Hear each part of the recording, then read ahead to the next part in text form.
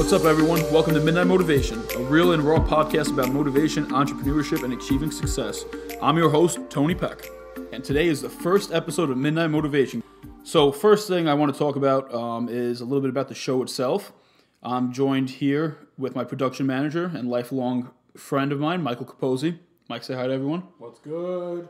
So, little quick blurb about Mike. Mike doesn't want to talk about I don't have a very good radio voice, but this is not what this podcast is about. This podcast is about providing real and raw, authentic tips about success from experiences I've had, as well as experiences from other successful people that we'll be getting on the show, and just providing you guys motivational content to keep you guys going throughout the day, whether you're watching this in the morning before work, on the drive to work, while you're walking your dog, while after work, or at nighttime. We just want to be here to give you a kick in the ass to keep you guys going and just keep plowing through your day, going on with life. So why I chose the name Midnight Motivation is because, like myself, I'm a hustler, I'm a grinder. I expect most of my listeners to be exactly the same as me. And I like to go to bed late, around 1 in the morning, wake up around 5:30 in the morning. And around that time, around midnight, you start to get tired. You lose a lot of motivation and lack of focus on what you're doing. And your thoughts might wander. And sometimes around that time, I like to put on some YouTube video to keep me going, keep me awake. But it's stuff that I've listened to already. It's something brand new. No podcast is coming out late at night. So I said, you know what? I want to provide a podcast for people that are like me, that are up late, grinding away, and they want a little kick in the ass late at night. So this whole premise of this podcast called Midnight Motivation, I'll be launching this at midnight on a selected day. We're picking Wednesday night as of right now. We don't know if it's going to change in the future. This is only episode 1. So we'll see how that goes down the road.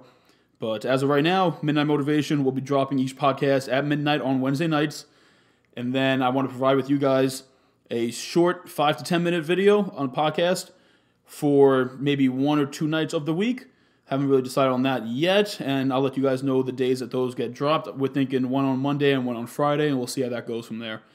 But that's a quick little blurb about what Midnight Motivation is, why it's created, and what it's going to stand for. Like I said, it's not just going to be me talking all the time. This is the first episode, so I want to tell you guys a little bit about myself, because a lot of people that are listening in on this do know about me from Instagram or Facebook, or you are friends of mine. And not everyone that follows me on social media really knows all the details about me, except for the success that they see in pictures and such. So I want to kind of segue into that about who I am. And that'll be pretty much the premise on this episode, the first episode of the podcast. But going on forward, it's going to be about topics about success and experiences that I've incurred, and then we'll have a bunch of guests coming on here live, a bunch of self-made millionaires, a bunch of guys that are worth tens of millions of dollars, some people that are making 6 figures that are younger than me. I'm only 23, I'm turning 24 in May. But we're going to have great guests on here. They're going to provide lots of value, and I'm sure you guys are going to love all the content that we produce. This podcast is completely free. We're not looking to make any money off of this. This is truly about helping out those who need to hear something, to get either a kick in the ass or to learn what they need to learn because they want to do something, but they just don't know where to go. Because traditional school doesn't teach you what it is to be an entrepreneur and how you can become successful chasing your dreams. So I want to be that voice, because in this day and age, you got the greats like Grant Cardone, you got Gary Vee, you got Tony Robbins, you got Bradley, Ed Milet, Andy Frisella, the list goes on. But these are all older guys. You're talking about these guys are all 40 and up, 50, 55, 60 years old even. And a lot of the times you want to be motivated, but you want to listen to someone that's around your age. And I'm not that old and I'm not that young. I'm around the middle. I'm at 24 years old.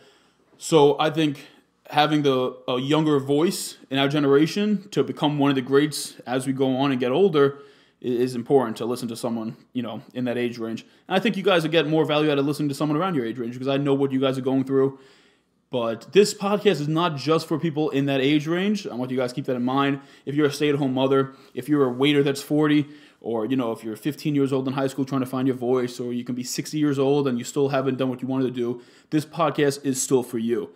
Okay? If you want to do something with your life and you just want to be the best at it, that's what this podcast is about. It's not about being a self-made entrepreneur and becoming a millionaire. That's going to be a whole other podcast in and of itself, another episode. But I just want you guys not to steer away from this because you don't want millions of dollars. I don't care if that's what you want. That's what I want, but you guys don't have to want that. If you just want to be the best at what you are, this podcast is for you, and that's what we're going to try to teach here, all the different values that go along with that. So enough about that. I feel like I'm rambling a little bit. So let me get into about who I am. So I am an Italian-American from the Bronx, New York.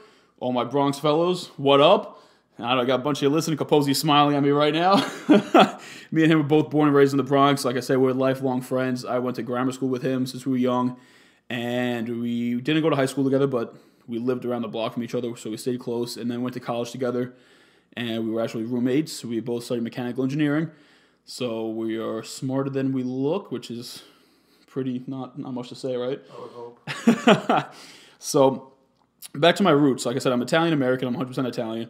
And I grew up in a small family. Well, we weren't the crazy, typical big Italian family that you see in the movies and the TV shows when it's like fucking 50 people at dinners on Sundays. We did Sunday dinner every Sunday, but I'd say there's about 12, maybe 15 of us every Sunday. I had my aunt and my uncle with my two cousins, and then, my grandparents. So not a huge family. But growing up from that background, that Italian background, those Sunday dinners, I was with my grandfather a lot. And you see those mobsters in the movies and such, wearing suits and the track suits. And my grandfather literally, he just embodied that image of the old school gangster, always dressed to the nine. It's to the nine, right? So you're seeing that, you're living around that. And, I always looked up to my grandfather. My grandfather always had a large stack of cash on him, around rubber band, the pinky rings, the gold chains, the slick back hair. And always, we did at his house on a Sunday. He'd be in a suit on a fucking Sunday in his house. So I grew up watching him, learning from him and such. And, me and him were really close. We used to play cards all the time, even when I was little. And he told me a bunch of stories. And, you look up to these guys, that you're talking to. And these stories, they were just awesome. He had great, crazy stories. So I really did look up to my grandfather. And he had a pizzeria. So I worked with him when I was younger. I'd say I started when I was about in the 7th grade with him. So I was with him, now you're talking about a lot of time. So I worked with him in high school, and then senior year of high school, we had an option 4th quarter, I think it was, to work as an intern somewhere instead of go to class. So I somehow finagled that I would be able to work at my grandfather's place for free and help him grow the business, which I helped him grow, but I got paid. So I was with him every day for a whole, maybe 2-3 months every day. So we got even closer then. But growing up around him, my grandfather embodied that old school gangster. And everything you see in the movies, like or the TV shows, like Tony Soprano or The Goodfellas or The Godfather, these guys, man, dressed sharp. They commanded respect. They had power. They had integrity. They had class. They had a sharp business acumen. And they had tenacity to go after their goals. My grandfather came in this country with a few dollars in his pocket and started a very successful restaurant up in Westchester, New York. And it's truly the American dream what these Italian mobster, gangster types of guys were able to create in America. And to me, that really resonated to me because my father, he was a blue-collar worker. He works hard. And, we were middle class, lower middle-class family. And we didn't suffer, but we also didn't thrive. I heard many times in my life, we can't afford that. You can't have this. You can't have that. But my grandfather was never like that. It was never, you can't have that. You wanted anything, you just go to my grandfather. Me, my sister, my two cousins. He'd give it to you no problem. You want, an ice cream cone, he'd give you $40. Something like that. And the whole thing with him, all the time when I was with him, he was always dressed nice, always had the cash, always a pinky. He always tipped so well. I'm talking about 50, 100% tip. And these people that, he interacted with when we go to restaurants and such, they had such a love for him. Everyone knew him when we would go out to these Italian restaurants. And he'd get taken care of. We wouldn't pay for dinners. He just tipped nice. And you grow up and you watch this. And like I said, he wasn't a gangster or anything like that. But, the people that he knew, they were all, affiliated. They were mobsters. They were gangsters and such. So he had a lot of connections through that. But these are the guys that, who were the gangsters. And they were dressed sharp just as well. And the qualities that they exuberated, those are qualities that people should want to have. And, mobsters and gangsters, they get a bad reputation for being fucking killers and X and Y and Z. But at the end of the day, the mob, and I'm not here to talk about the mob or support it or any which way. I'm just talking about a little bit about me, and I'm going to segue into why I wear tracksuits and such. This is where this whole conversation is going, by the way. So these mobsters, they started this Italian mob because they were trying to take care of the workers. They're the enforcement for the people that couldn't enforce themselves, pretty much. But, if you're going to fuck over the guys that are helping you out, they're going to get pissed, and that's when, they become ruthless. So in a sense, it's not too much difficult than Wall Street, because Wall Street, the same shit happens. You fuck over someone on Wall Street, they're going to become ruthless. They're not going to kill you, but they're going to spend X amount of dollars on a lawyer to take everything from you, your brother, your cousin, and your uncle, and just take everything out from you, and you just have nothing left. So, the premise is pretty much the same as these smart businessmen on Wall Street, but the only difference was in the mob, people are going around killing people. So the mob gets a bad connotation, which I understand. Like I said, I'm not here to support or not support the mob. That's not the point of this conversation right now I'm talking to you guys about. I'm just trying to explain why I looked up to my grandfather and these types of mobsters, is because the qualities that they had. And like I said, they had a tenacity to go after whatever it is they wanted. They all came from nothing. They all came from Italy to New York or whatever state in America with nothing. And they were able to create such success from nothing. And maybe they didn't create it the right way, but that wasn't what I was thinking about. My whole logic when I saw these types of successes was how were they able to create it? What qualities did they use to help them create that success? And if I can do the same thing but in legal ways, I can be extremely successful, if not as successful, but more successful than these guys that were crooked or illegal, doing illegal things. So a lot of my attitude came from that old school, traditional mob style type of thinking. And I know Michael can attest to that, right? You know me for years now, and I definitely think I hit all those qualities as we grew up. I'm very real and authentic, and I'm fun to be around. I have a great personality, but if you fuck me and you cross me, we're gonna have problems. But it's not like the mob. They're very well liked, and you see this, and everyone's like, oh, the mob, they're all so bad, they're killers. But when you see these guys, they take command of the room. They're just lovable characters that everyone wants to talk to and be around. It's kind of like the fucking president or the Pope, pretty much. They just want to be around these types of guys. So I was like, I want to be just like that. So, of course, I grew up with this mentality, like, oh, this is awesome. I got to be like them, and then I can have success in any aspect of my life. So as I got older, I started to find my voice, and I really wanted to stick to my Italian roots. We still do Sunday dinners, me, my cousins, my aunt, my uncle, my sister, my dad, and my grandparents. And we're still a close, small family, but we're a close-knit family. And I found my voice a few years back. I would say in college, what year? Maybe junior year, I want to say, Mike. When I became sophomore year. That's sophomore year. I was always entrepreneurial. We'll get into that. That'll be another episode. I got tons of episodes to give to you guys, man. This is just a quick one. Well, it's going to be longer than quick.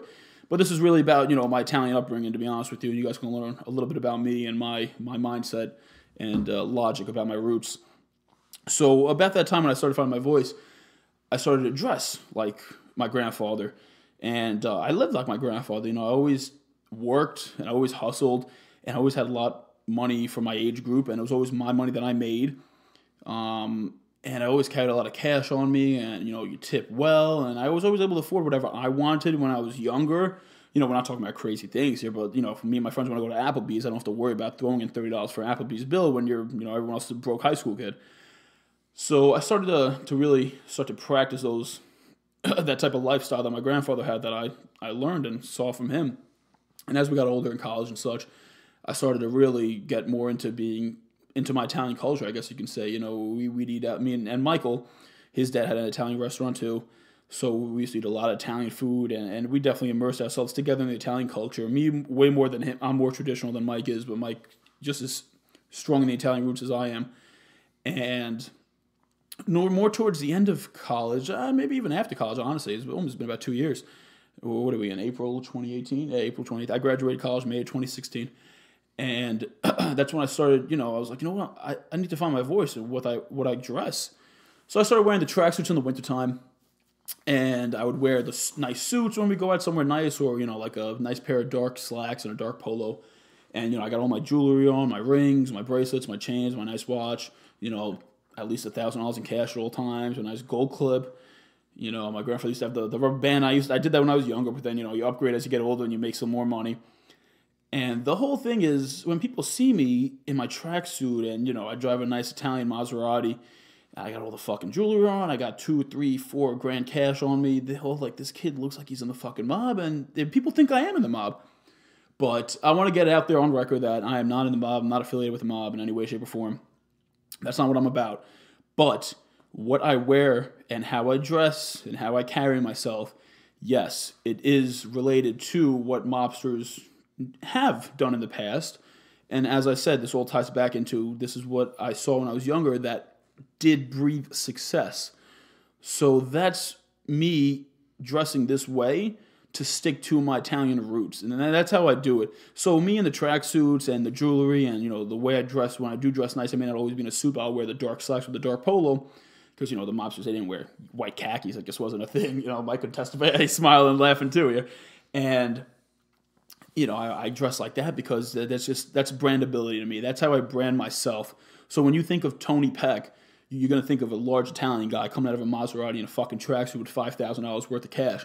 And as I continue in this career of motivational speaking and wellness and helping people grow and teaching them about my experiences and how they can better themselves, and I'm going to be on stage, I'm going to be wearing tracksuits on stage. Like, that's going to be that's my thing. That's my space. I've been able to cultivate that type of area for myself that when I do get on stage like that, it's not like, what's this asshole wearing on a stage and he's not wearing a suit. It's like, no, that's fucking Tony.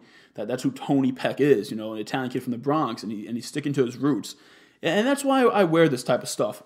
So that's a little bit about me and my Italian upbringing and, my outfits and such, because I'm sure you guys are going to see me on Instagram. And if you don't follow me now and you just stumbled upon this podcast, my Instagram is Tony Peck. It is TonyPEC_. So give me a follow, or just don't. You don't have to give me a follow. I don't really care. You can take a look at my pictures. You can see exactly what I'm talking about. I'm this fucking larger than life Italian guy. I smile. Don't got a good smile, but I smile all the time. And I bring that positive attitude. And I think I bring a more modern, I guess you can call it modern-esque mindset mixed in with that traditional Italian mindset. And that's honestly really helped me catapult to a lot of my success that I've had in life so far, because having that Italian upbringing, it teaches you how to have a hard exterior.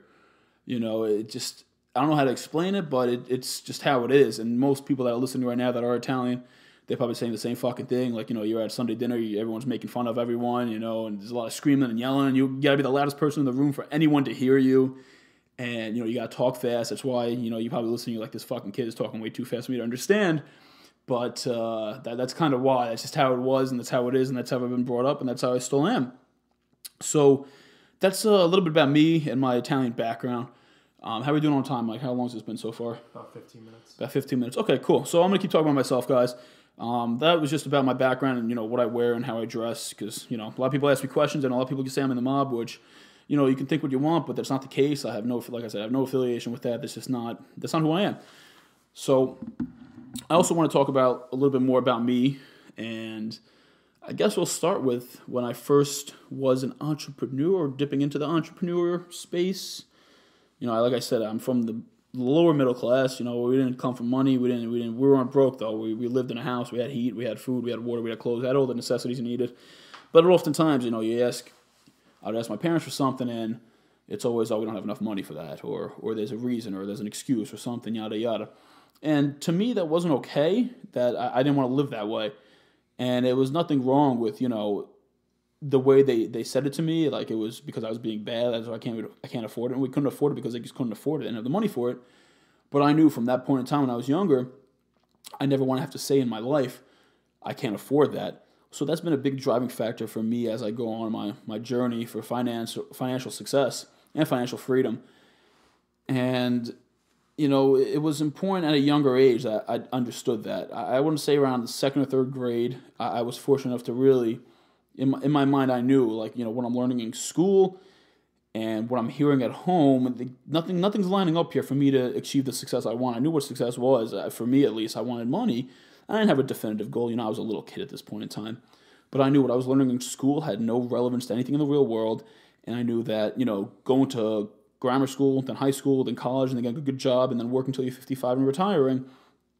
And then you get to live, on a small paycheck that you got to work for 30 years that isn't even enough to make you have a good life after that's 55, 60 years old. That wasn't life for me. That's not what I wanted, and I got to see at home how money affected our family personally. With my father, it was just never, we just never had enough money, and my father and my mother were getting into fights all the time about financials, and it just wasn't a good situation. When you don't have money, it just brings a lot of problems to the table, and I knew that I was definitely meant for more. I could achieve more in my life, and I could make money that, I wouldn't have to argue with my spouse about, or, my family about, or my friends, or whatever the case may be. I just knew there was more out there than going to school and just keep going and going and going, and then you get the job and you work for 30 years and you retire, and then you die. And that's not the life I wanted to live. So I'd say that was around the 2nd or 3rd grade. Then around the 7th grade is when I guess you can say my entrepreneurial background, mindset, lifestyle kind of came into fruition. I didn't really know it then. I didn't know what the fuck I was doing, that it was an entrepreneur. Because back then, entrepreneurial wasn't this hot topic or this hot word. And, when you tell people what you want to do when you're young, everyone just, slams it down. People would be like, oh, I want to be an astronaut. And be like, yeah, okay, little Johnny, go back to school. You're going to be an astronaut, haha. Or, I want to be the president. Oh, yeah, okay, little Sam, go back to school. You're going to be the president.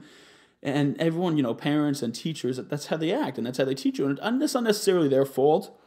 It's more society's fault as a whole, because that's what people are taught to, how to act to people that have these wild dreams to others, because those people that bring it down or say you can't achieve it is because in reality they're projecting that they can't achieve it onto you. And I don't think that's right, and this is why I want to have a voice in society, and that's why I've been building my name and my brand up, because I want to speak out about these topics and make sure if anyone is listening on this podcast that is younger, or even you're mid-age or you're older, it doesn't fucking matter when you listen to this podcast. It's just a matter of the second you hear it and something clicks to you, go out and change that.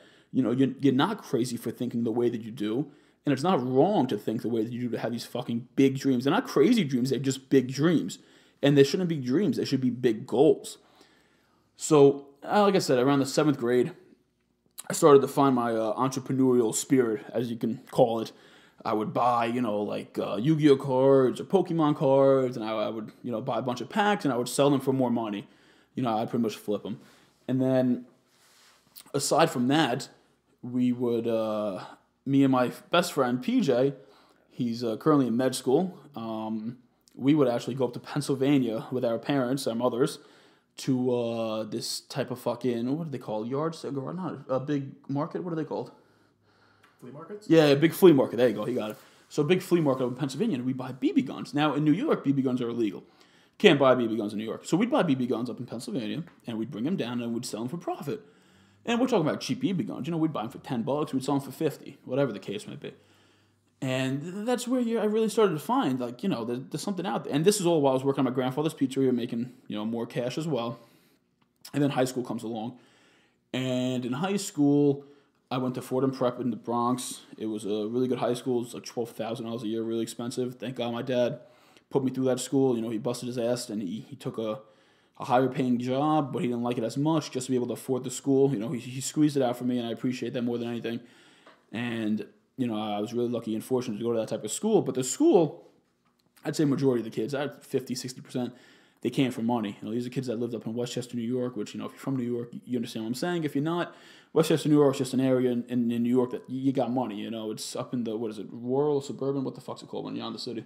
So a lot of the kids I went to school with, they came for money. And then the other echelon, they didn't have that much money.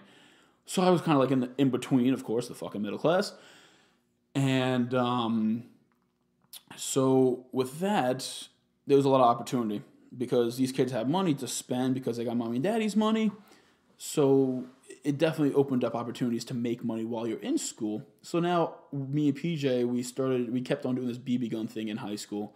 We'd go to Pennsylvania every once in a while. We'd bring down a bunch of BB guns and we'd sell them at school for ridiculous profits, And you're talking about in high school, a few $100 makes all the difference when you're in high school. You don't fucking know better. You don't know what good money is. I like to tell people, you don't really know how poor you are until you start making money. But whatever the case may be, we were there, we were flipping BB guns. I was working at the pizzeria, and freshman and sophomore year go by, and then all this is going on. I had my grandfather, and he always bet on sport games all the time. So I was like, I can have these kids bet on sport games in high school too. These kids got fucking money. They like sports. So got into some stuff like that. I guess you can call it a bookie, right? Almost in a way. And I would let people bet on games through me in high school, and I'd make some money off of that. March Madness, I would run the March Madness brackets. Fantasy football, I'd run fantasy football leagues. You take a percentage off all these things, and they add up. And I'd be doing that while selling the BB guns, while working at the pizzeria. And I was really hustling. I was good in school. Don't get me wrong, I didn't study a lot, but I was good in school. I had like a 3.9 GPA. I took honors classes, no APs. I wasn't like, a fucking brain, but I was smart. I was able to do well and just kept my head down. I didn't have to put a lot of work into to get good grades. So it was okay for me. If I had to put a lot of work in, I wouldn't have gotten those grades. So while this is going on, I'm like, there's not, I don't know really what I want to do in my life. I just don't want to fucking make money. And everyone's deciding what they want to be. You want to be a fucking doctor or a lawyer or a teacher. And I'm just like, I just want to fucking make money. So I heard of engineering was a good field to take because, you go to school for 4 years and you come out making 60, 65 grand right out of college, which, when you're in high school, it's like, fuck, that's good money. You're talking about $5,000 a month. I can do with $5,000 a month in high school? Shit. So I was like, I'm good at math and science. I can fucking do engineering. So I applied to a bunch of colleges. This was in high school. And now while I'm in high school, towards the end of high school, I got into some, I guess you can say some sticky stuff. I was in good shape in high school. I'm not the same shape I'm in now. Michael can definitely testify to that. I wasn't in shape then. I'm in shape now, but I'm only in shape now because round is a shape. But towards the end of high school, I played basketball in high school. I played track and field. I threw discus. At one point, I was number 10 in the state of New York. I had like 20 different college scholarships for track and field. So I was pretty good. I wasn't that bad. And at the end of high school, I got into underground fighting. I actually fought twice. And, yeah. You didn't know about that? Did you really? Yeah, I did that twice. Yeah, so I did that twice, and I won both fights. It was like $1,500 cash fight. And I was like, shit, this is fucking real money now. Now, while I was in high school, doing all this shit, working at the pizza, I also worked at another Italian restaurant called Villa Barone in the Bronx.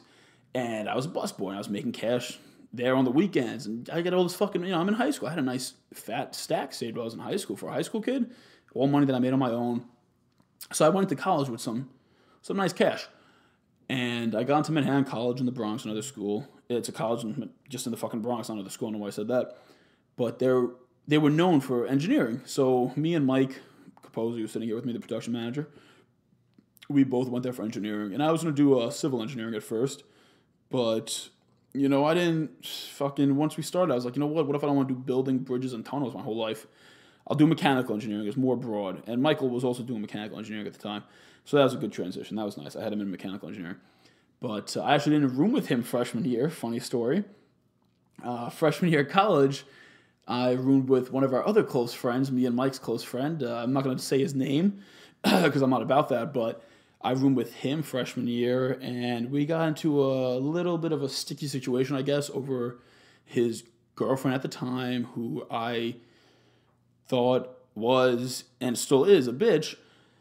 And something came up. She said something. Michael told me about what she said. So, of course, my hot-headedness at the time, I flipped out at my roommate. I was like, I just didn't appreciate what she said. I may have thrown some words around that I shouldn't have at the time. I was young, dumb, and stupid. We're talking about I was a freshman in college at the time. And because of this, he was, I guess, scared and afraid of what I said. So he went to the public safety and told on me.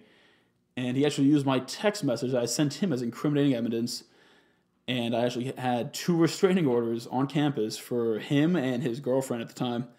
And I got thrown out of housing at the end of the freshman year for the last, I think, 3 weeks of school. Yeah, I think 3 weeks, right? Right before finals.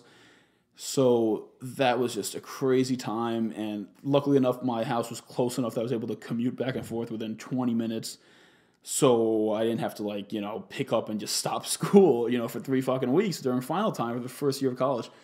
So that was a crazy time. I don't even know why I brought this story up. Where was I going with this? Just talking about college, I guess? No idea. I'm just talking about me right now, guys.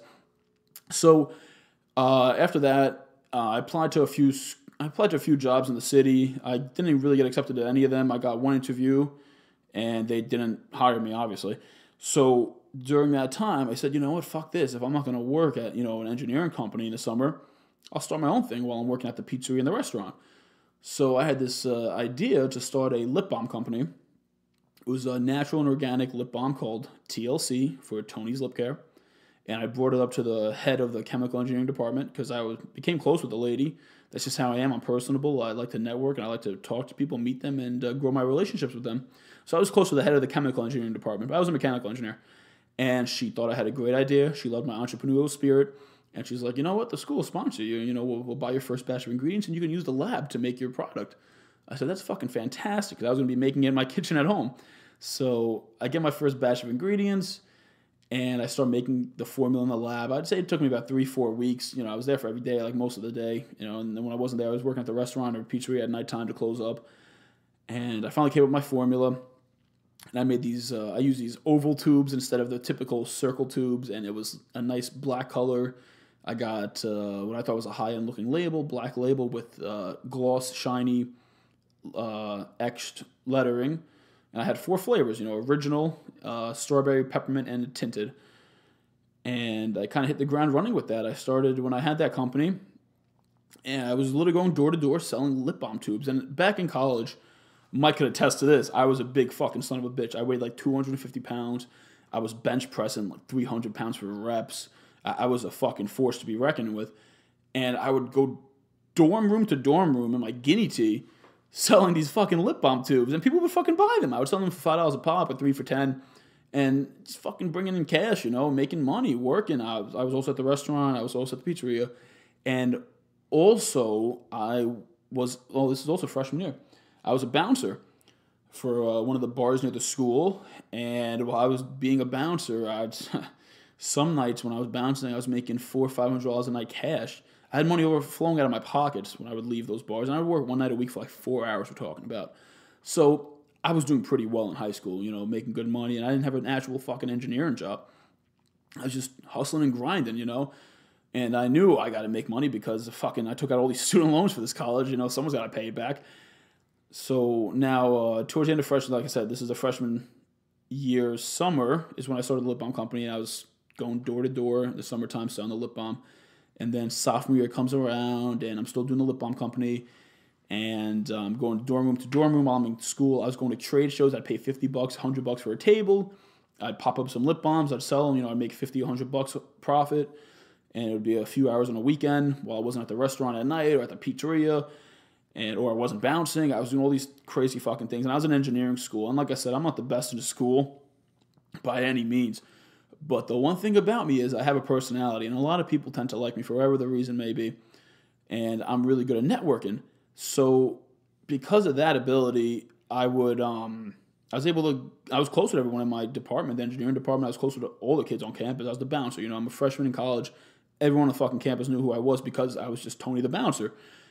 So because of that ability, you know, I'd be getting homework from different people, you know, we'd be copying tests from different, and, you know, Michael too. Michael was more of a saint freshman year until we progressed into senior year. I definitely changed him, I'd say almost about 300 degrees. And, you know, I'd use my network to get by in college. You know, oh, you do the homework for me, I'll get you next homework from someone else, and that's what I would do. Or, you know, you do the homework for me, we'll get you in the bar, or someone will get you a drink, or something like that. And Michael started to reap the benefits too. He fucking loved it. You know, he might deny it, but he's smirking right now. But he loved this shit. And Michael was actually really fucking good at math, creepily good. He's fucking weird. And we used to have to do these online homeworks online, and no one fucking wanted to do them. They were like, you're getting graded on them. So what we used to do was I would go around to the fucking people that I knew in the cafeteria and be like, hey, you guys got any math homework due? For $10, guarantee a fucking A. And they're like, absolutely. I got like 4 due tomorrow. There's no way I'm going to do it. I was like, okay, I need 4 of them. Just give me $30. Fuck it. So I'd go back to the room to Mike, and I'd be like, hey, Mike got us 3 fucking homeworks. Here's $15. I'd give him half. He'd fucking do them, and that would be it. And we were making money from that then. So there was always something I was doing, no matter what. I mean, I may not have had a 9-to-5 or a job all the time, but I always was fucking bringing in money. I always was going. I didn't even know that was entrepreneurial at the time. Like I said, it wasn't a bigger thing back then. It started to pick up more towards my end of college that I knew what the fucking entrepreneur was. And, you know, I was grinding, doing all these different things. I was trying to get through fucking engineering school. It was a nightmare. I fucking hate engineering. And I barely got by. Like I said, I was close to a lot of the teachers, so that really helped. But as my college career went on, I was still doing the lip balm stuff, and I got in front of a bunch of big retailers and stuff, but I just, you know, couldn't afford these crazy purchase orders that they wanted, so that company kind of fizzled out. But people say it's a failure, but to me, traditionally people say a company's a failure when you don't take that company and make thousands or hundreds of thousands or millions of dollars. But to me, it's not a failure because of all the experience and the lessons I gained from having that business, was just invaluable to me, and that me having the lip balm company in college, I know so actually, was more valuable to me than my actual college education, because I learned real world life experiences that you just can't get from sitting in a fucking classroom all day listening to teachers that don't have the money that you want to be making. So, like I said, when I was in college, I really had a tough time with some of the teachers because they expected us, especially as engineers, it's a tough undergrad program, to be doing homework and schoolwork and tests and shit all the fucking time. It's like, listen, I understand, but you have to realize some of us do stuff outside of school. Like, we work. We fucking bust our ass, some of us. Some kids are working just to pay college off. And these teachers didn't give a fuck. So to me, I was like, this is insane. You guys aren't even making the money that we want to be making, or I want to be making at least. And here I am sitting in class, fat, dumb, and happy, trying to appease you with these fucking grades. So I said, I'm not going to invest my time in this bullshit. And that's what happened. I didn't invest my time in that fucking bullshit. And like I said, I barely got by. But around that time, now we're about junior year-ish. Yeah, no, junior year, we'll say. I started getting into cigars. So I always knew about cigars. My grandfather really didn't smoke cigars. He used to be a heavy cigarette smoker before I was even born, so he never really ventured into the cigar world. But I've had people smoke cigars before that I knew when I was younger, and I never really had a cigar. I didn't really smoke or do anything. I was into my body. I was in good shape at the time. And I got into cigars. So once I first started getting into cigars, I loved it. I thought it was a great community, culture, hobby to have, all these different fucking types of cigars. And I said, you know what? I'm going to start going to lounges in Manhattan because, my college is right there. I hopped on a train and you'd be in the city in no time. So what I started doing was I would literally just hop on the train during the weekdays when I had a big gap in between classes, and I would go to a cigar lounge. And I would tell my friends this, and they'd be like, what the fuck are you going to cigar lounges for? To suck off old men, like old people that smoke are just old angry men. What the fuck? It's a waste of time. You're stupid for doing this. And now, a good example of a supportive friend is Michael. Michael's always supported me. He pokes fun at me and stuff, but not makes fun or degrades or detracts from my dreams. He doesn't do the stuff that I do, but in no way, shape, or form does he ever take away from the stuff that I do. He kind of just clears the pathway for me. So I've been fortunate enough to have Michael for all these years in that aspect for sure. But all our friends were saying stuff like that, like, why are you going to these cigar lounges, yada, yada, yada, whatever. So I was like, fuck this, I'm going to go anyway. So I started going to these cigar lounges during the week, and I'd smoke, and I'd sit down, and I was a newbie smoker at the time, and I'd just sit down next to a group of guys, and some of these guys, you can tell they didn't even know each other. It was just a bunch of strangers just sitting down smoking. So I'd sit down and be like, hey, what cigar is that? Oh, I heard that's a good cigar. Can you, you recommend it? I'd be like, oh, I just picked this one up. I think this is a good cigar. You recommend anything similar? Just to strike up conversation with these guys. Because now, listen, keep in mind, I'm in a cigar lounge in Manhattan. These guys have fucking money, and I know they got money. And they know that I'm just a fucking younger kid. I'm 20, but they're thinking, too, he's a fucking kid. He's got to be a little mature for his age to be walking to these cigar lounges. So I'd start striking up conversation like that. And through that, they'd start talking about the cigars, but sure enough, it would transition into more about them and who they are and what they do. And, these guys that have this money, all this fucking money in the world, or they do really well, they're kids, they don't want to fucking hear what they do. They don't give a shit, It's just like you guys listen to your fucking parents. You guys don't want to hear your parents talk about what they do. You guys don't really care. You know what they do for a living, and that's it. You're not going to want to hear about all the accolades, at least some majority of you. I'd say about 80%. So that's what these guys were. They're going to these cigar lounges, they're getting away from their fucking nagging wives or their fucking annoying kids or whatever who don't want to listen to them. And here I am, a kid around their kid's age, within at least 10 years up or down, fat, dumb, and happy, listening to their stories, eyes wide open, being attentive, because I love that shit. I just fucking love learning practical shit that you can apply to real life and actually help to make you do well. That's why I didn't really love fucking school, because you learn stuff that has nothing to do with anything. It's just stupid textbook shit. But when you sit down and tell me stuff that has real meaning, it can make me money, then I'm going to fucking sit there and drool. So I'd be listening to these guys talk, and I became friends with a lot of them. And I got a bunch of their numbers, and we stayed in contact, and I'd keep going to these fucking lounges. This is all I was in college. So I was going to these lounges. I was, doing the chapstick. I was bouncing. I stopped bouncing towards the end of college, so that was only the first 2 years. I became a listing agent, so I was doing real estate with my friend David Merlino. I'll give you a little shout out, pal, if you're listening. His name was used to be DJ Brasjol. Mike Capozzi over here smirking with me. So those are good times in college. But Dave was a good friend of ours, and he was our college suite mate. He actually was Capozzi's college suite mate in freshman year, and he's also a mechanical engineer, and me and him are still very good friends. And he was also an avid smoker with me at the time. Well, not at the time. Well, I guess at the time. I don't remember. But me and him would smoke cigars a lot on college campus, and then he started coming to lounges with me too. But while I was going to these lounges alone, I was getting so much value meeting all these older guys and networking, and I didn't even realize what I was getting myself into. So as college is coming to an end, all these older guys at these lounges asking me, what do you do? So I tell them, I'm a college kid, I got a mechanical engineering degree, and I didn't have a good GPA. I think I graduated like a 2.6 GPA. In engineering, it's not terrible, but, it's still fucking 2.6. And all these jobs, they're like, oh, you need at least a 3.0 to even apply, yada, yada, yada, all that bullshit you hear. And I didn't apply to any jobs when I graduated. But some fucking how, I ended up with 6 job offers. And I ended up with the highest job offer in my department. I believe the highest person got, $70,000? One of my job offers, I got offered $87,500 from a construction company. And the guy actually was a friend of mine that I met at a cigar lounge. And all the 6 job offers that I got were all from people that I met at the cigar lounges. And I denied them all. I declined all my job offers, which everyone was like, what the fuck is wrong with you? But I said, you know what? You guys all left me for going to these lounges, and now everyone's like scourging to get these jobs for like $40,000 a year. And here I am, just with this fucking opportunity to take any job I want pretty much, just because of the people I met at cigar lounges. And that's when I realized, like, I got something going for me in life. Like, I know I'm going to go fucking far. It really clicked at that point in time when I started getting these job offers from these people that I didn't even ask for jobs for. They just knew I was graduating college as an engineer. And that's when I was like, you know what, that's what makes me have the potential to be one of the greats, like a Grant Cardone or Gary Vee. That right there, that's not something people will do. People didn't do it. People knew I did it and they still didn't do it. They fucking laughed at me.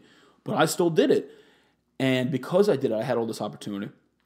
So when this happened, we were graduating college. When I was in college, I also worked at Con Ed for 2 years as an intern, almost pretty much full time. I'd do like 32 hours a week pretty much. You can ask Mike. I'd be gone for fucking, 14 hours maybe you'd see me? At least. I'd wake up, I'd leave the fucking dorm at like 5 in the morning. I'd be in by 6 in the morning, and I'd come back to the dorm at 7 o'clock at night. Because me and Mike had 2 days off. That's a whole nother fucking story. We were finagle. We used to tell the head of the department that we were in sanitation. We had crazy schedules, so we can only work 3 days a week, so we need this schedule to be like this. And we did that for like the last 2 years of college, by the way, so that was pretty fucking cool. So that's why I was at Con Ed. I was able to work for like 30 hours, 32 hours a week. I just fucking bust my ass. I was making great money. I was in college. I'm making like $23 an hour. I'm fucking, making other stuff on the side. Like I'm doing whatever, I'm doing the lip balm, I'm working at the pizzeria. So I was doing well. So I ended up buying a BMW when I was in college, full-time college student. I was paying like $600 a month, and I was just fucking loving life, I had a fucking nice fat bank account, and had all these connections I made at the cigar lounges, and I started to see my path to get molded, I guess you can say. But before this, I think it was sophomore year or junior year, the Wall Street goals, remember? When was that? Junior year. So junior year, I know I'm going back and forth, guys, but if you're still listening at this point, you're just learning all about Tony at this point. And that's what I want this first episode to be about, because I want people to be like, oh, who the fuck is Tony? Hey, go listen to episode 1 of Midnight Motivation. You're going to learn all fucking about me. But a lot of these things I'm discussing now that I'm talking in passing by, you're going to get full episodes on, because they have a lot of important topics packed into these short little things I'm talking about. So back to what I was saying. So junior year, I was like, you know what? I knew I wanted to make a lot of fucking money. Where can you make money in New York? Well, fucking Wall Street you can. So I applied to every Wall Street bank in Manhattan. I don't know, maybe 150 of them. I think some fucking crazy number. It was over 100 people. Capozzi's shaking his head right now because he fucking remembers filling out these applications when we were in class. And he'd be like, stop fucking applying. This is retarded. Like, you're an engineer. I'm like, I'm going to fucking get into one of them. One of them will say yes. I guarantee you. Like, they have to. It's impossible not to. So I applied to all the fucking Wall Street banks, and sure enough, every single fucking Wall Street bank denied me. I think I only got like 5 rejection letters too, and no one even fucking reached back to say, hey, you're not getting an interview. Fucking people, man. Cruel world in the city. So, but the reason I tell that story is that right there, that's 150 failures. That right there. And I could have just been like, fuck me, my life is over, this is terrible, I'm worth it. But I didn't. I pivoted. And you can ask Mike, right after I got denied from all these fucking schools, did I have another idea ready to go? Right away. Right away. And that's always how I've been. You know, I keep fucking getting knocked down. And, you know, it's cliche to say, but every time something goes bad for me, I always have another avenue that I'm looking at already. And that's why I'm always able to stay positive in times like that when people are going to be negative, and oftentimes, like, you know, if everyone gets a fucking denied from 150 jobs, you're going to be a little fucking upset. But I didn't give a shit. I was like, I guess no Wall Street then. Let's fucking think of something else. And that's when I jumped into the real estate, being a listing agent. So that was actually that transition at that point in time. That was junior year. So let's fast forward a little bit more to senior year. Like I was saying, I got all these job offers. I denied all the job offers. Everyone thought I was a fucking lunatic. And I denied these job offers because I said, you know what? I'm going to fucking trade penny stocks day to day. And Capozzi, you know, like I said, Mike's known me most of my fucking life now, all my adult life. He's been one of my closest friends, top two, him and PJ, honestly, are my two closest fucking friends. And he's heard every fucking idea I've had, because keep in mind, Mike's lived with me for 3 fucking years in college. So Mike must have heard at least, 10, 20 ideas come out of my fucking mouth. Maybe, you know what, 5 to 10 that I've actually executed. Mike's probably heard about 50 to 100 ideas that I've said out loud, at least to him. So every fucking idea, he's like, another one of Tony's ideas. He might actually make money on who the fuck. You never know with Tony, you know. It's fucking hit or miss. He could do well. It's Tony. So with that, I was like, I'm going to trade fucking penny stocks when I graduate college. I bought Tim Sykes' course, and I'm not advertising Tim Sykes. I'm just saying what I fucking did. And I bought his course, and I studied up on fucking trading penny stocks, and I was in his group chat and shit. And I was doing okay. I was making a few fucking $100 a day. You know, some days you don't make anything, some days you fucking lose. So it averages out to a few $100 a day, whatever the fuck the case may be. But it was enough to fucking live nice, you know. I was at home fucking every day. I was enjoying cigars on my back porch and fucking in my boxers, trading stocks. And all my friends are at their fucking jobs that they were going to be at till the day they retire. You know, I remember one of my friends, when we graduated, she was starting her full-time job 3 days after graduation. And to me, that really fucking hit me. It's like, you're starting a job 3 days after graduation that you're probably going to be at for the rest until you retire. And maybe not be at that company, but this is the path you're taking until you pretty much retire. And I'm like, that's not what I fucking want. So it's like, that's why I wanted to do. That's why I traded the stocks. So I was doing okay with it, and a lot of people were like, you're fucking crazy. But I've heard I was crazy all my fucking life, so it was whatever. You brush it off. And like I said, all these things I'm talking about, guys, I'm going to be talking about in full episodes on different, you know, these are all going to be episodes on my podcast, but in a lot more depth. This is just a general about me. And while I was doing trading the stocks, I didn't have a social media presence, and I had so much fucking free time on my hands. You know, I'm just sitting in my fucking backyard from like 9 to 11 and like fucking 2 to 4, really. And I was like, you know what? I'm going to make a fucking Instagram account. I don't have an Instagram. What if I want to fucking sell a penny stock trading course at some point in my time? So I make an Instagram. I call it Ace of Trading. And I start posting, like, I guess some motivational shit, just because I didn't really know what the fuck to post about. But while I was doing this, I learned how to grow my account, and I was doing pretty well with it. And I was seeing good growth, seeing good engagement. So I said, you know what? I have more time than God right now. Let me make another account. So I make Ace of Cigars. I like cigars. Then I made Ace of Cars because I like cars.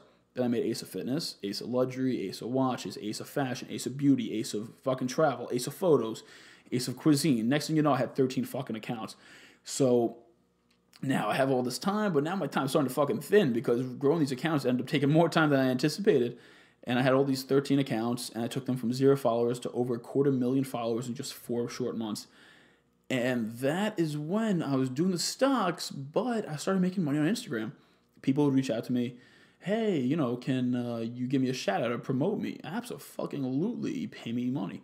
So I started charging people to fucking be on my account. So, you know, we're not talking about anything crazy, 10, 20 bucks a pop. But you're talking about 13 fucking accounts over 250,000 followers. Shit adds up after a while. So I needed to grow these accounts still because I wanted more and more growth. I couldn't fucking do it on my own. So I actually ended up talking to 3 people I knew, and they started running some of the accounts for me, and we split everything we made 50-50. Whatever you bring in, you get 50% of, and, you know, I help you grow it to some extent, but you gotta do the backbone of the work. And I printed out a little packet. It was like 4 pages on how to post. So they'd follow exactly what I wanted my criteria to be when you do a post for me, to keep everything consistent on all the pages. So I was doing that. Now, while this was going on, I started getting DMs on some of my accounts. Hey, can you grow my account for me?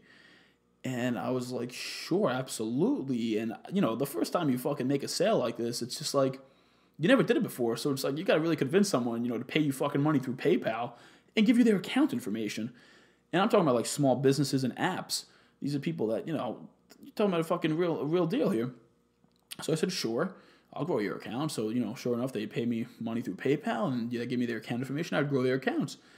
So once I started doing this, I started getting people I know actually asking me to grow their accounts. Small business owners, models, rappers, DJs, whatever the case may be. They were like, hey, Tony, can you grow my account? Absolutely, no problem. So I'd grow their account for them. They'd pay me money, and I'd grow their account. So while this was going on, I started waning away from the stock trading just because it's fucking tough to do it every day, man. You tell me 5 days a week, your real money, it's your money. And then I was also managing these fucking accounts, so I had to stay on top of that. And I was just like, this is just not, I can't fucking see myself trading stocks till I'm a millionaire. I know I'm going to be a millionaire, just this wasn't the path. And that was my thing. I always had a set goal in mind, but it was always me trying to create the path to get to that goal. And I think that's why I've been able to pivot so well with all my failures. Like that Wall Street scenario when I fucking got denied from 150 different Wall Street banks. It's because it doesn't deter from me achieving my goal. I just have to go a different route.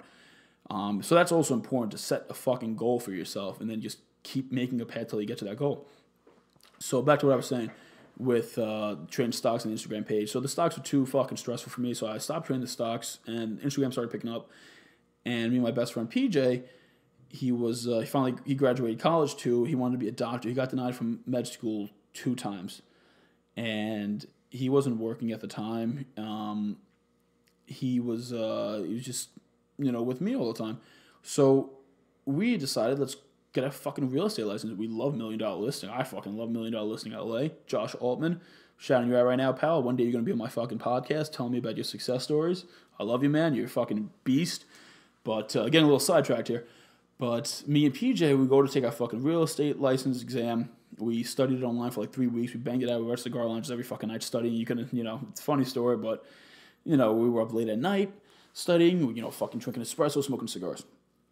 So we get the real estate license. Now, in the process of getting this real estate license and from graduation time, we're talking about a 6-month span, all the time I would very often be at a cigar lounge. And I'm a member at a cigar lounge in Westchester, and now I'm also a member at 2 separate lounges in Manhattan. I'm a member at the second best in Manhattan, Macnudo Club, or Club Macnudo, whatever the fuck the actual name is, and a member at the third best cigar lounge in Manhattan, which is called Lexington Bar and Books. And a lot of the times I'd be spending my time in these cigar lounges because, guess what? I'm growing fucking Instagram accounts. I just need a phone and Wi-Fi. So I'd be there all the time. And I fucking met people. I met people with money, with power, with fucking connections, and I just met people. And the best thing about the cigar lounge, when you're fucking 20 years old, you're the youngest there by 20 years. So there's no one else there that's even competition for you to get like a job from an older guy that just wants to give, help out a younger guy. I'm close with every employee at all these lounges because all the employees are around my age. So I treat them with respect, and we're all friends. And, I get along very well with the older guys at the lounge. And, at these lounges in the city, these older guys are a little snobby. Instead of like being more personable to the employees, they just throw money at them. So my differentiating factor at these lounges was I'm going to take my time out to treat the staff with respect as I do anywhere else, but also become friendly with them and, hang out with them and talk to them. You want to ride home, I'll drive you home, no problem. I'm not going to treat you like these older guys do because they got fucking money. That's not me. So I became really close with the staff, and now all the staff at all these lounges, they'd fucking stay open an hour or 2 hours later for me, and I'd get fucking special treatment, shots on the house, drinks on the house. And now, because of that, guess what happens? All these older guys, they see that. So now they're fucking intrigued. Like, why is this kid getting treatment like this? So they're going to come up and talk to me. Okay, so now we're getting our real estate license at this point in time. We're studying, we're going to lounges all the time. We go to a lounge in the city, and Cigar Inn, and it closed at 2 a.m. So me and PJ were like, we want to fucking still study. We only got down here at like 10 p.m. We got fucking plenty of hours in us. We had like 8 shots of espresso in our bodies. We're fucking trembling. Our hearts like ready to explode, but we want to fucking study. So we ended up stumbling upon a lounge called Lexington Bar and Books. And like I said, now I'm a member there currently. But this is the story about how I became a member there. And when we stumbled upon in there, we were in, sweatpants, sweatshirt. Just casual, just wanted to fucking study, be comfortable. But this lounge, on the door, it says elegant attire only. And everyone inside of there has fucking tuxedos on and shit. So we're like, fuck. So the guy comes to the door and he's like, hey, and we're like, hey, we see everyone's dressed here. Listen, we got money that we can spend in here. I show him my Rolex, and PJ shows him his Tag Heuer. Even though we're in sweatpants, like we can still, we're not going to be fucking bums here. We'll spend some money, we'll buy cigars, we'll have a drink or two. And he's like, okay, fine. So he puts us like in the back corner where no one can fucking see us, which, whatever, that's fine with us. We just wanted to fucking be in there. And this place is just incredible. We'd never been in here before. It was just a different breed of what the lounges we used up in Westchester. So we come back the next day. And we come back the next day dressed a little better, we're in jeans and a polo. We sit down. Now we're getting friendly with the staff. The second night in a row you see us. Okay. Come back the third day. We're in suits now. It's the third night in a row we've been there. Now we meet the manager of the lounge. He comes up to us, starts talking to us. We start talking about membership. We buy the membership on the spot. And once we got the membership, everything started to change. Now, this is all while we were studying for the real estate license, keep in mind. So we get the membership, and at this lounge, when you walk in, it's a long, narrow lounge. It's not wide. You're talking about you're in the city. And if you walk in, you look straight to the back, there's a room roped off with a velvet rope, and that's a VIP-only area, and you need to be a member to sit back there. So we get the membership, and now we're able to sit back there. So, of course, the first thing we do is sit back there. Now you can see the whole room from the back. So now people walk in, they see you. More importantly, they see me and PJ, these young 20-year-olds, sitting in the fucking VIP-only area that you need to be a member at to sit. So now we're creating a little buzz around the area, like, who the fuck are these kids? Why are they here? Are they members? What do they do? So we met a lot of people that way. We actually met the Prince of Finland. We met the owner of Bacardi, the alcohol. He's a good friend of ours. Shout out Emilio. We met numerous other tens, hundreds of $1 million people. One guy, he's an investment advisor for Floyd fucking Mayweather. These are people that they're like, they're coming up to us and be like, oh, is this your dad's locker? We're like, no, this is ours. Our name's on the box, Tony and PJ. And they'd be like, oh shit, what do you do? And now at this point in time, we have our real estate license. So now we have some fucking value to these people. We're realtors, you want a fucking property in Manhattan, you let us know. Here's our card. So sure enough, that's what fucking happened.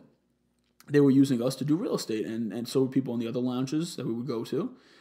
And we were doing that as a team. We were working up in a brokerage up in Chappaqua, Houlihan Lawrence, and it was going good. And then PJ gets into med school, on the third try. This is the third time he applied. He's like, if I don't get in this one round, we're going to do real estate till the day we die. We're just going to fucking become millionaires. But he gets in. So he's like, I'm going to fucking med school. I was like, fuck me. Okay, cool. So he goes to med school, and I was like, well, I'm not going to fucking go up to Chappaqua every day by myself. So I was like, well, what the fuck? I guess I'll keep doing the real estate. In the meantime, I'm doing the Instagram, so that's still good. And I'm out networking all the fucking time, making these connections. I'm growing the connections that I do have that are existing. But me and PJ always had this talk about opening up a biomedical engineering firm once he's a doctor, because I got the engineering degree. So I said, you know what? In the fucking meantime, let me see if I can get some practical experience in a biomedical engineering firm up in Westchester. I don't want to go to the city and fucking do that commute. I had the Maserati at this point in time. And, no, I didn't have the Maserati yet. I had the BMW, but I knew I was going to get the Maserati. So I was like, I don't want to be going to the city every day. So I actually go out one day to lunch with Michael Capozzi, my production manager over here with me. And I tell him about this, and I told him, I was like, you got any places you think I can work in Westchester about or anything? I do biomedical engineering. He's like, no, but why don't you reach out to that construction company that I worked for in college for like 4 hours a week on Excel? I was like, yeah, fuck it. They're in Yonkers, you said, right? He's like, yeah, good. That's not the city. I'll do that. So he gives me the guy's number, and I called the owner up, and they're like, yeah, come in. We'll give you an interview. So interview with them. And we hit it right off the bat. It was a guy named Corey and a guy named Mike Steinthal. Mike, shout out Mike over there. I know you're probably listening. At some point in time, you'll be listening to this. Saying, holy fuck, that's Tony on the podcast on Apple. And we got along well. So I came in with them, and I started working with them. And that's going to be a whole nother podcast, what I do now with the construction and how that came into fruition. But that was just a quick little story about me. Like I said, a lot of people ask me, what's your past and everything. And that's a lot of the culmination of my past about who I am and how I got to where I am, I guess. It's not really all of my failures or my bad past, but that's pretty much more so or less my trajectory from, when I was in grammar school to where I am now, about what I did with jobs and such. So each of my episodes, like I said, I'm going to be talking about different topics.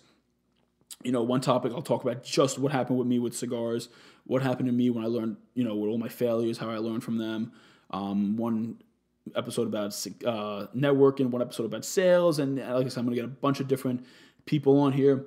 So listen, guys, if you're listening to this and you listen this far, firstly, thank you. I know this was a long podcast. We're at an hour by now, but I definitely appreciate you listening in. If you guys want to do me a favor, you subscribe to this channel for me. I'd appreciate it. Like I said, I'm not making any money off of this podcast. This podcast is to help others. So you don't have to subscribe because you fucking like me, but subscribe because you think my message might actually be able to touch someone that you know and help them out. So fucking do me the favor, subscribe, share it with your friends, let them know, be like, hey, there's this fucking 24-year-old from New York who's going to be talking about motivation and success tips. Let's go fucking hear him out. It's a podcast. I'm sure you guys listen to other podcasts. But like I said, support the younger people. If you guys are around my age, show some support, guys. I appreciate the love. Follow me on Instagram if you want, or check out my Instagram, Tony Peck, TonyPEC_. I have an Instagram account for the podcast called Midnight_Motivation_. So give that a follow too if you like. Please send any DMs to my personal account or the Midnight Motivation Instagram account with any questions you guys may want me to talk about on my podcast. Any questions, topics, any guests you want me to bring on that you can think of that I'll work to achieve and get them on the podcast for you guys. Please, this is going to be a show about me helping you guys.